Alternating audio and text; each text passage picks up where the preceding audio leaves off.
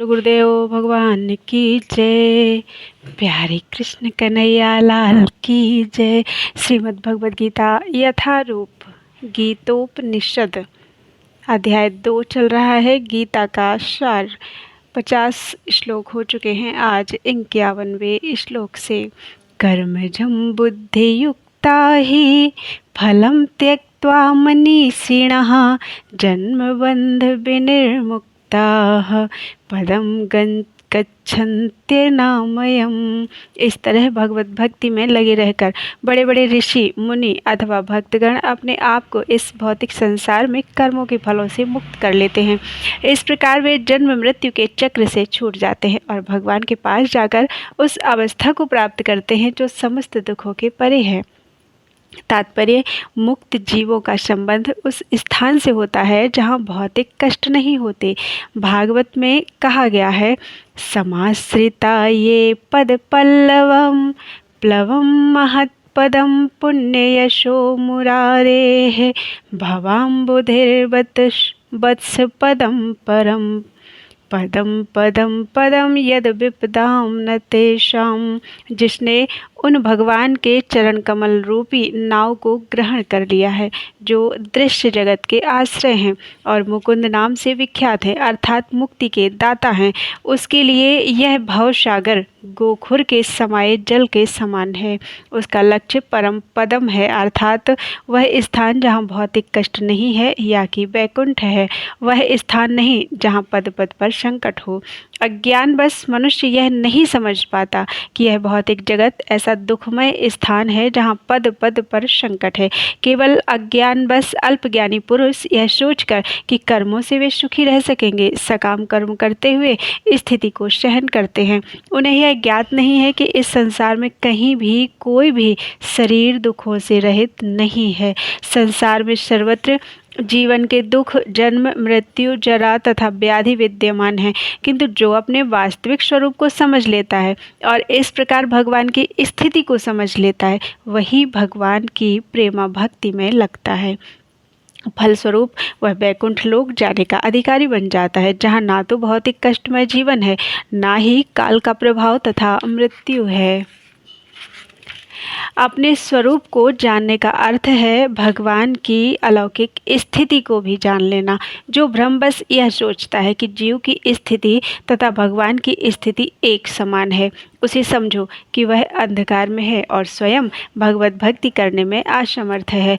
वह अपने आप को प्रभु मान लेता है और इस तरह जन्म मृत्यु की पुनरावृत्ति का पथ चुन लेता है। किंतु जो यह समझते हुए कि उसकी स्थिति सेवक की है, अपने को भगवान की सेवा में लगा देता है, वह तुरंत ही वैकुंठ लोक जाने का अधिकारी बन जाता है। भगवान की सेवा कर्मयोग या बुद्धि योग कहलाती है, जिसे स्पष्ट शब्दों में भगवत भक्ति कहते हैं। अगला श्लोक, यदा ते मोह कलिलं बुद्धिर्व्यतितरिष्यति तदा गन्तासि निर्वेदं श्रोतव्यस्य श्रुतस्य च। जब तुम्हारी बुद्धि मोह रूपी सघन वन को पार कर जाएगी तो तुम सुने हुए तथा सुनने योग्य सब के प्रति अन्य मनस्क हो जाओगे। तात्पर्य, भगवत भक्तों के जीवन में ऐसे अनेक उदाहरण प्राप्त हैं जिन्हें भगवत भक्ति के कारण वैदिक कर्म कांड से विरक्ति हो गई। जब मनुष्य श्री कृष्ण को तथा उनके साथ अपने संबंध को वास्तविक रूप में समझ लेता है तो वह सकाम कर्मों के अनुष्ठानों के प्रति पूर्णतया अन्यमनस्क हो जाता है। भले ही वह अनुभवी ब्राह्मण क्यों न हो। भक्त परंपरा के महान भक्त तथा आचार्य श्री माधवेंद्र पुरी का कहना है, संध्या वंदन भद्रमस्तु भवतो भोः स्नान तुभ्यं नमो भो देवाः पितरश्च तर्पण विधौ नाहं क्षमः क्षम्यताम् यत्र क्वापि निषद्ध यादव कुलोत्तमस्य कंसद्विषः स्मारमघं हरामि तदलं मन्ये किमन्येन मे। हे मेरी त्रिकाल प्रार्थनाओं, तुम्हारी जय हो। हे स्नान तुम्हें प्रणाम है हे देव पितृगण। अब मैं आप लोगों के लिए तर्पण करने में असमर्थ हूँ। अब तो जहाँ भी बैठता हूँ यादव कुलवंशी कंस के हंता श्री कृष्ण का ही स्मरण करता हूँ और इस तरह मैं अपने पापमय बंधन से मुक्त हो सकता हूँ। मैं सोचता हूँ कि यही मेरे लिए पर्याप्त है। वैदिक रश्म में तथा अनुष्ठान यथा त्रिकाल संध्या, प्रातःकालीन स्नान, पितृतर्पण आदि नवदीक्षितों के लिए अनिवार्य है। नवदीक्षितों के लिए अनिवार्य है, किंतु जब कोई पूर्णतया कृष्ण भावना भावित हो और कृष्ण की दिव्य प्रेम भक्ति में लगा हो तो वह इन विधि विधानों के प्रति उदासीन हो जाता है, क्योंकि उसे पहले ही सिद्धि प्राप्त हो चुकी होती है। यदि कोई परमेश्वर कृष्ण की सेवा करके ज्ञान को प्राप्त होता है तो उसे शास्त्रों में वर्णित विभिन्न प्रकार की तपस्याएं तथा यज्ञ करने की आवश्यकता नहीं रह जाती।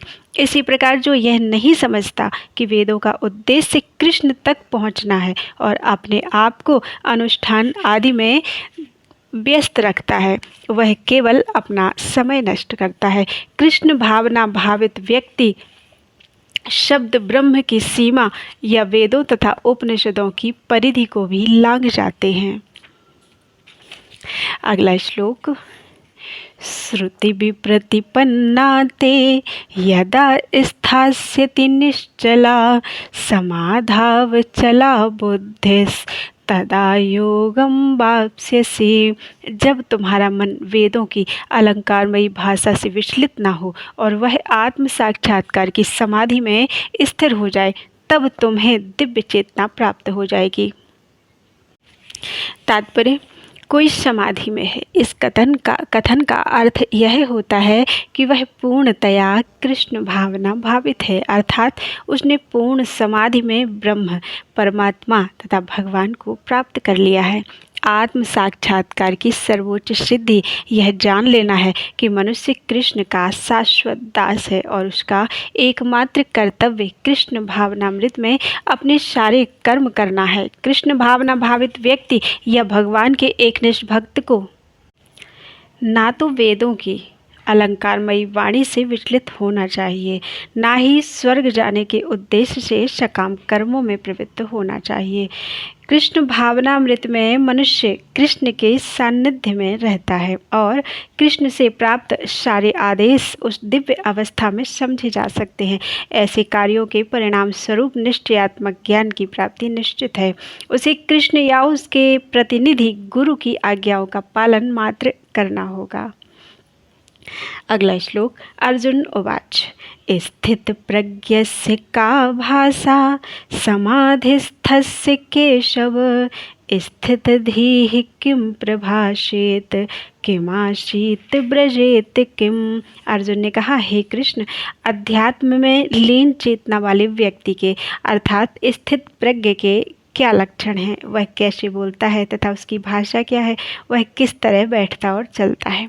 तात्पर्य, जिस प्रकार प्रत्येक व्यक्ति के उसकी विशिष्ट स्थिति के अनुसार कुछ लक्षण होते हैं, उसी प्रकार कृष्ण भावना भावित पुरुष का भी विशिष्ट स्वभाव होता है, यथा उसका बोलना, चलना, सोचना आदि। जिस प्रकार धनी पुरुष के कुछ लक्षण होते हैं जिनसे वह धनवान माना जाता है, जिस तरह रोगी अपने रोग के लक्षणों से रुग्ण जाना जाता है या कि विद्वान अपने गुणों से विद्वान जाना जाता है, उसी तरह कृष्ण की दिव्य चेतना से युक्त व्यक्ति अपने विशिष्ट लक्षणों से जाना जाता है। इन लक्षणों को भगवद गीता से जाना जा सकता है, किंतु सबसे महत्वपूर्ण बात यह है कि कृष्ण भावना भावित व्यक्ति किस तरह बोलता है, क्योंकि वाणी ही किसी मनुष्य का सबसे महत्वपूर्ण गुण है।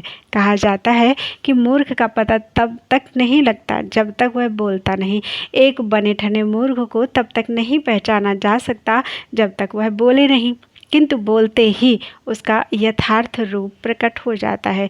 कृष्ण भावना भावित व्यक्ति का सर्व प्रमुख लक्षण यह है कि वह केवल कृष्ण तथा उन्हीं के संबद्ध विषयों के बारे में बोलता है। फिर तो अन्य लक्षण स्वतः प्रकट हो जाते हैं कि जिनका उल्लेख आगे किया गया है। अगला श्लोक। श्री भगवान उवाच प्रजहाति यदा कामान् सर्वान् पार्थमनोगतान् आत्मन्येवात्मना तुष्टः स्थित प्रज्ञस्तदोच्यते। श्री भगवान ने कहा, हे पार्थ, जब मनुष्य मनोधर्म से उत्पन्न होने वाली इंद्रिय तृप्ति की समस्त कामनाओं का परित्याग कर देता है और जब इस तरह से विशुद्ध हुआ उसका मन आत्मा में संतोष प्राप्त करता है तो वह विशुद्ध दिव्य चेतना को प्राप्त स्थित प्रज्ञ कहा जाता है। तात्पर्य, श्रीमद् भागवत में पुष्टि हुई है कि जो मनुष्य पूर्णतया कृष्ण भावना भावित या भगवत भक्त होता है उसमें महर्षियों के समस्त सद्गुण पाए जाते हैं, किंतु जो व्यक्ति अध्यात्म में स्थित नहीं होता उसमें एक भी योग्यता नहीं होती, क्योंकि वह अपने मनोधर्म पर ही आश्रित रहता है। फलतः यहाँ यह ठीक ही कहा गया है कि व्यक्ति को मनोधर्म द्वारा कल्पित सारी विषय वासनाओं को त्यागना होता है। कृत्रिम साधन से इनको रोक पाना संभव नहीं, किंतु यदि कोई कृष्ण भावनामृत में लगा हो तो सारी विषय वासनाएं स्वतः बिना किसी प्रयास के दब जाती हैं। अतः मनुष्य को बिना किसी झिझक के कृष्ण भावनामृत में लगना होगा, क्योंकि यह भक्ति उसे दिव्य चेतना प्राप्त करने में सहायक होगी। अत्यधिक उन्नत जीवात्मा अर्थात महात्मा अपने आप को परमेश्वर का शाश्वत दास मानकर आत्मतुष्ट रहता है। ऐसे आध्यात्मिक पुरुष के पास भौतिकता से उत्पन्न एक भी विषय वासना फटक नहीं पाती।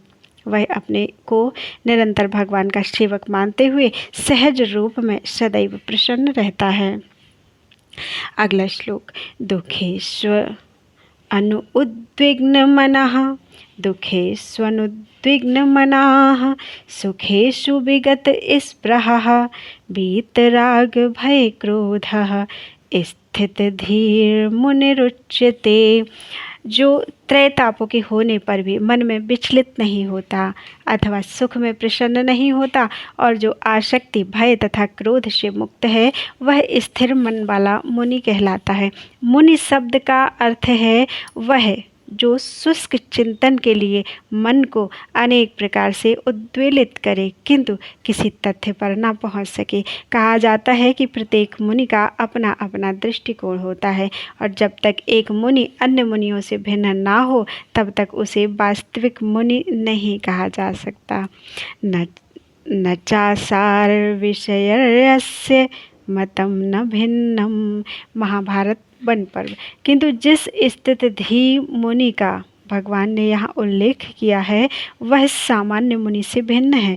स्थित धी मुनि सदैव कृष्ण भावना भावित रहता है क्योंकि वह सारा सृजनात्मक चिंतन पूरा कर चुका होता है। वह प्रशांत निशेष मनोरथांतर अर्थात स्तोत्र रत्न कहलाता है या जिसने शुष्क चिंतन की अवस्था पार कर ली है और इस निष्कर्ष पर पहुंचा है कि भगवान श्री कृष्ण या वासुदेव ही सब कुछ है। वासुदेवः सर्वमिति स महात्मा सुदुर्लभः। वह स्थिर चित्त मुनि कहलाता है।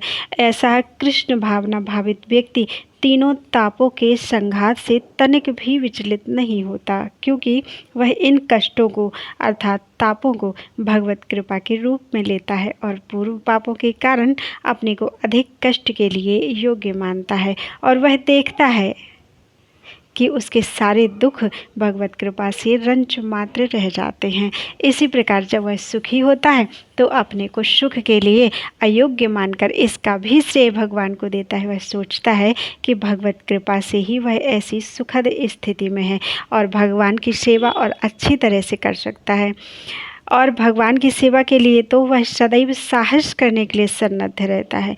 वह राग या विराग से प्रभावित नहीं होता। राग का अर्थ है अपनी इंद्रिय तृप्ति के लिए वस्तुओं को ग्रहण करना और विराग का अर्थ है ऐसी इंद्रिय आसक्ति का अभाव। किंतु कृष्ण भावनामृत में स्थिर व्यक्ति में न राग होता है न विराग क्योंकि उसका पूरा जीवन ही भगवत सेवा में अर्पित रहता है। फलतः सारे प्रयास असफल रहने पर भी वह क्रुद्ध नहीं होता, चाहे विजय हो या ना हो। कृष्ण भावना भावित व्यक्ति अपने संकल्प का पक्का होता है। अगला श्लोक, यह सर्वत्रानभिस्नेहः तत्तत् प्राप्य शुभाशुभं नाभिनन्दति न द्वेष्टि तस्य प्रज्ञा प्रतिष्ठिता। इस भौतिक जगत में जो व्यक्ति ना तो शुभ की प्राप्ति से हर्षित होता है और ना अशुभ के प्राप्त होने पर उससे घृणा करता है, वह पूर्ण ज्ञान में स्थिर होता है। तात्पर्य, भौतिक जगत में सदा ही कुछ न कुछ उथल पुथल होती रहती है। उसका परिणाम अच्छा हो चाहे बुरा, जो ऐसी उथल पुथल से विचलित नहीं होता, जो अच्छे शुभ या बुरे अर्थात अशुभ से अप्रभावित रहता है, उसे कृष्ण भावनामृत में स्थिर समझना चाहिए। जब तक मनुष्य इस भौतिक संसार में है तब तक अच्छाई या बुराई की संभावना रहती है, क्योंकि यह संसार द्वैत अर्थात द्वंद्वों से पूर्ण है। किंतु जो कृष्ण भावनामृत में स्थिर है वह अच्छाई या बुराई से अछूता रहता है, क्योंकि उसका सरोकार कृष्ण से रहता है जो सर्वमंगलमय है। ऐसे कृष्ण भावनामृत से मनुष्य पूर्ण ज्ञान की स्थिति प्राप्त कर लेता है, जिसे समाधि कहते हैं। अगला श्लोक, यदा संहर्ते चायं कूर्मो अंगानीव चा। यदा संहर्ते चायं कूर्मोऽङ्गानीव सर्वशः इन्द्रियाणीन्द्रियार्थेभ्यः तस्य प्रज्ञा प्रतिष्ठिता। जिस प्रकार कछुआ अपने अंगों को संकुचित करके खोल के भीतर कर लेता है, उसी तरह जो मनुष्य अपनी इंद्रियों को इंद्रिय विषयों से खींच लेता है वह पूर्ण चेतना में दृढ़तापूर्वक स्थिर होता है। तात्पर्य, किसी योगी, भक्त या आत्मसिद्ध व्यक्ति की कसौटी यह है कि वह अपनी योजना के अनुसार इंद्रियों को वश में कर सके, किंतु अधिकांश व्यक्ति अपनी इंद्रियों के दास बने रहते हैं और इंद्रियों के ही कहने पर चलते हैं। यह है उत्तर इस प्रश्न का कि योगी किस प्रकार स्थित होता है। इंद्रियों की तुलना विषैले सर्पों से की गई है। वे अत्यंत स्वतंत्रता पूर्वक तथा बिना किसी नियंत्रण के कर्म करना चाहते हैं। योगी या भक्त को इन सर्पों को वश में करने के लिए एक सपेरे की भांति अत्यंत प्रबल होना चाहिए। वह उन्हें कभी भी कार्य करने की छूट नहीं देता। शास्त्रों में अनेक आदेश हैं, उनमें से कुछ करो तथा कुछ ना करो से संबद्ध हैं। जब तक कोई इन करो या ना करो का पालन नहीं कर पाता और इंद्रिय भोग पर संयम नहीं बरतता है, तब तक उसका कृष्ण भावनामृत में स्थिर हो पाना असंभव है। यहाँ पर सर्वश्रेष्ठ उदाहरण कछुए का है। वह किसी भी समय अपने अंग समेट सकता है और पुनः विशिष्ट उद्देश्यों से उन्हें प्रकट कर सकता है। इसी प्रकार कृष्ण भावना भावित व्यक्तियों की इंद्रियां भी केवल भगवान की विशिष्ट सेवाओं के लिए काम आती हैं, अन्यथा उनका संकोच कर लिया जाता है। अर्जुन को उपदेश दिया जा रहा है कि वह अपनी इंद्रियों को आत्मतुष्टि में ना करके भगवान की सेवा में लगाए। अपनी इंद्रियों को सदैव भगवान की सेवा में लगाए रखना कूर्म द्वारा प्रस्तुत दृष्टांत के अनुरूप है, जो अपनी इंद्रियों को समेटे रखता है। अगला श्लोक, विषयान् विनिर्वर्तन्ते निराहारस्य देहिनः रसवर्जं रसोप्यस्य परम दृष्ट्वा निवर्तिते। देहधारी जीव इंद्रिय भोग से भले ही निवृत्त हो जाए, पर उसमें इंद्रिय भोगों की इच्छा बनी रहती है। लेकिन उत्तम रस के अनुभव होने से ऐसे कार्यों को बंद करने पर वह भक्ति में स्थिर हो जाता है। तात्पर्य, जब तक कोई अध्यात्म को प्राप्त ना हो तब तक इंद्रिय भोग से विरत होना असंभव है। विधि विधानों द्वारा इंद्रिय भोग को संयमित करने की विधि वैसी ही है जैसी किसी रोगी के किसी भोज्य पदार्थ खाने पर प्रतिबंध लगाना, किंतु इससे रोगी की ना तो भोजन के प्रति रुचि समाप्त होती है और ना वह ऐसा प्रतिबंध लगाया जाना चाहता है। इसी प्रकार अल्पज्ञानी व्यक्तियों के लिए इंद्रिय संयमन के लिए अष्टांग योग जैसी विधि की संस्तुति की जाती है, जिसमें यम, नियम, आसन, प्राणायाम, प्रत्याहार, धारणा, ध्यान आदि सम्मिलित हैं। किंतु जिसने कृष्ण भावनामृत के पथ पर प्रगति के क्रम में परमेश्वर कृष्ण के सौंदर्य का रसास्वादन कर लिया है, उसे जड़ भौतिक वस्तुओं में कोई रुचि नहीं रह जाती। अतः आध्यात्मिक जीवन में ये सारे प्रतिबंध अल्पज्ञानी नवदीक्षितों के लिए हैं। ऐसे प्रतिबंध तभी तक ठीक हैं जब तक कृष्ण भावनामृत में रुचि जागृत नहीं हो जाती, और जब वास्तव में रुचि जग जाती है तो मनुष्य में स्वतः ऐसी वस्तुओं के प्रति अरुचि उत्पन्न हो जाती है। अगला श्लोक। यत् तो ह्यपि कौन्तेय पुरुषस्य विपश्चितः इंद्रियाणि प्रमाथीनि हरन्ति प्रशुभं मनः। हे अर्जुन, इंद्रियां इतनी प्रबल तथा वेगवान हैं कि वे उस विवेकी पुरुष के मन को भी बलपूर्वक हर लेती हैं जो उन्हें वश में करने का प्रयत्न करता है। तात्पर्य, अनेक विद्वान ऋषि, दार्शनिक तथा अध्यात्मवादी इंद्रियों को वश में करने का प्रयत्न करते हैं, किंतु उनमें से बड़ा भी कभी कभी विचलित मन के कारण इंद्रिय भोग का लक्ष्य बन जाता है। यहाँ तक कि विश्वामित्र जैसे महर्षि तथा पूर्ण योगी को भी मेनका के साथ विषय भोग में प्रवृत्त होना पड़ा। यद्यपि वे इंद्रिय निग्रह के लिए कठिन तपस्या तथा योग कर रहे थे। विश्व इतिहास में इसी तरह के अनेक दृष्टांत हैं।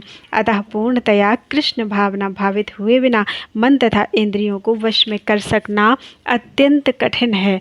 मन को कृष्ण में लगाए बिना मनुष्य ऐसे भौतिक कार्यों को बंद नहीं कर सकता। परम साधु तथा भक्त यामुनाचार्य ने एक व्यवहारिक उदाहरण प्रस्तुत किया है। वे कहते हैं, यद बधिमं चेतः कृष्ण पादारविंदे नव नव रसधामन्य युध्यतं रन्तुमासीत् तद्वधिवत नारी संगमेस्य मर्यमाने भवति मुख विकारः सुष्ठु निष्ठीवनं च। जब से मेरा मन भगवान कृष्ण के चरणारविंदों की सेवा में लग गया है और जब से मैं नित्य नव दिव्य रस का अनुभव करता रहा हूँ, तब से स्त्री प्रसंग का विचार आते ही मेरा मन उधर से फिर जाता है और मैं ऐसे विचार पर थू थू करता हूँ।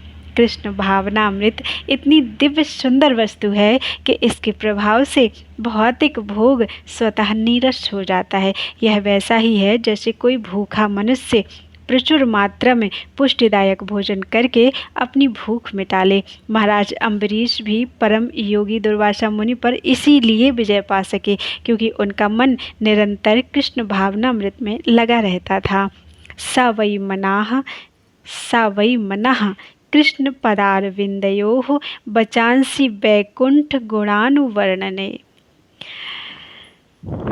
बोलो वृंदावन बिहारी लाल की जय।